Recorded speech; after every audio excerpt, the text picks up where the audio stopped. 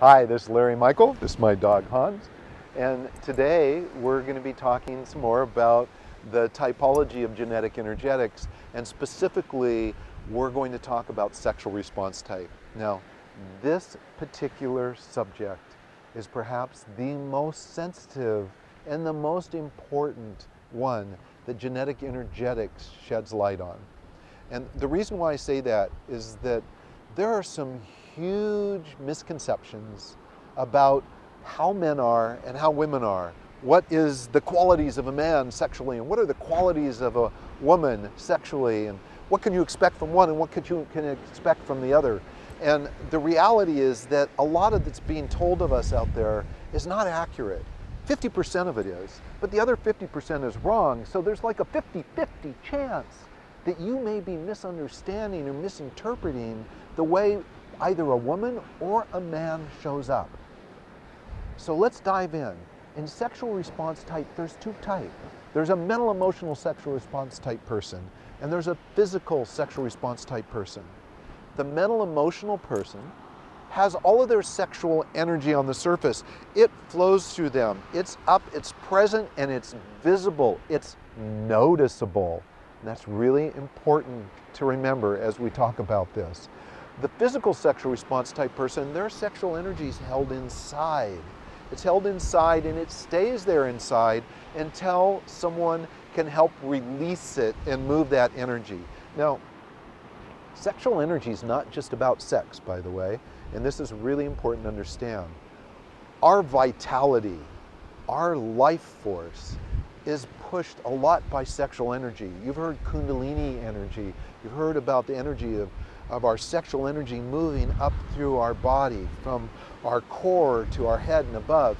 This is really critically important. If we're not moving sexual energy, either by ourselves or with someone else, we begin to shut down, and you can see it, you can feel it.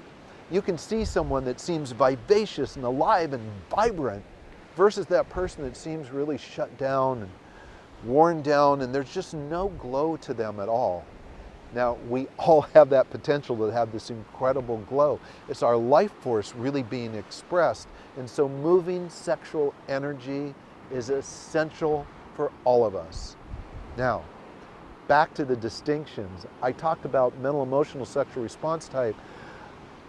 The key distinction with a mental emotional person is their sexual energy, their desire to engage sexually, it's the prelude to sex that's really important to them. It's kind of like romance, poetry, music, song, environment is so important.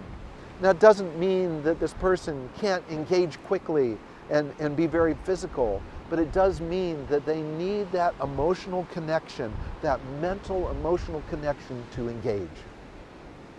Now, the physical sexual response type person is different. Their sexual energy is inside. We have a nickname for them that's kind of like, when you're hot, you're hot. And I can tell you that when I describe what I just did about mental emotional to a physical person, especially women, and they will say to me, they'll go, wow, but I like that. I love the romance. Excuse me, I love the flowers. I love all that prelude to sex. And I'll say, I appreciate that. I get you do. But do you need it? And the answer is always no. I don't need it. I really appreciate it. I really like it. But sometimes the answer is not just no. It's like, no, just do me. Just make love to me. You know, forget all that other stuff. And again, I'm not discounting the value of that prelude to sex, but I'm sharing with you that a physical sexual response type person, and 50% of the people that are physical sexual response type are women. 50% are men. Now, a typical male attribute that you hear a lot of experts telling us is a man just sources from their core, and all they need is the physical connection, and they're good to go. It's not true. It is one of the most damaging belief systems out there in a couple ways. So a woman who's physical sexual response type is told that she must source from her heart. She must feel that. She must have that emotional connection. That's the true feminine. That's the divine feminine. But that woman who's physical sexual response type knows that she sources more from her core and then it moves up to her heart. And oftentimes they think there's something wrong with them. There is nothing wrong with them. That is the beauty of who they are. And there are men who source from their heart, where we have experts, we have sexologists out there telling us all men source from the core. I can tell you personally that's not true. I'm mental, emotional, sexual response type, and I can definitely be very physical, but my source that takes me into deep sexual desire and connection starts here in my heart and moves down. Now, does that make me effeminate? It means I can tap into my masculine, my feminine, but it doesn't make me wrong. It doesn't mean that I'm not masculine, even the slightest. It just means that we have to understand that both men and women are either physical sexual response type or mental emotional sexual response type. And we need to understand those differences. The prelude to sex is critically important for a mental emotional sexual response type person. Now listen carefully. The aftermath to sex is super important for a physical sexual response type person. If you have this incredible connection, if you've made love to your partner and their physical sexual response type, and you just afterwards just hop out of bed, pick up your phone, do anything immediately afterwards and leave them, I can guarantee you that inside they're going, oh, where did they go? Instead, I implore you, understand the difference. Don't leave their presence until they let you go. Hold them, stay and embrace, because that fills them up.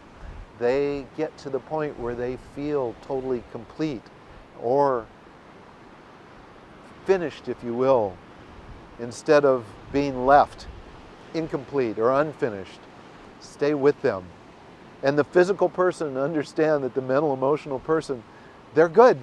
At the end, once they've had that incredible release of sexual energy with you, if they get up and if they move around, don't take it personally.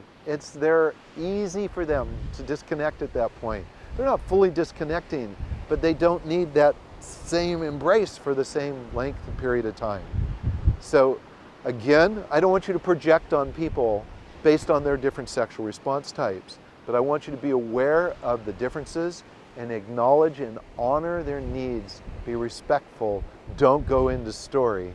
We'll talk more about how to work with both similar and dissimilar sexual response types and how to be in relationship with them and how those show up in a variety of areas in our next video.